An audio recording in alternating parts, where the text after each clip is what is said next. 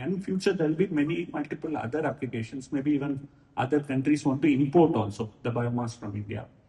So how do you give the investors the confidence that once they do these investments for the end applications for this biomass will continue to remain available, affordable? Because it's a very regional specific kind of investment, right? How do we kind of build that confidence in this ecosystem that affordability of biomass is something that can be sustained? I think this is very brilliant question, very, very much related to, people who want to come into this business. And let me tell you, it's not your question. As I told that many people are coming into the, biomass to end product thing. The CBG, ethanol and green hydrogen, green methanol is something, a big ticket item, corporates are trying to enter into it.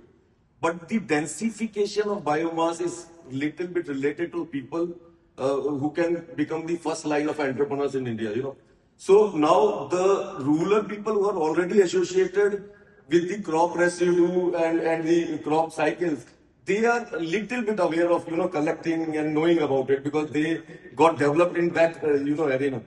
But the people who are more related to the urban and, city type of, they are more confused whether this business will be viable, how will that much of raw material come to, how will we collect that raw material? It's very difficult to do it.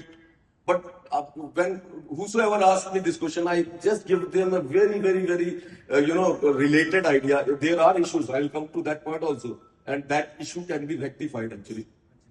Direct point, sir. In the interest of time. Yeah, just for 2 moment, I'll take it. It's very, very important question and people have to know that. So the point here is that if anybody wanted to put a 100-ton per day plant for, say, a biomass connection, so 100 ton per day is like 40,000 tons a year.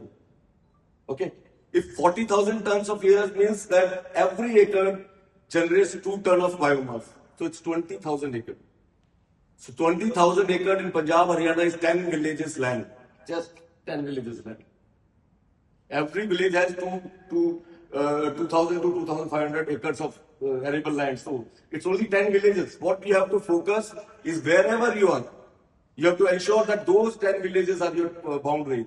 And on those 10 villages, you should convince others to not come into that arena so that the fighting of availability of raw material is not there. That is the key.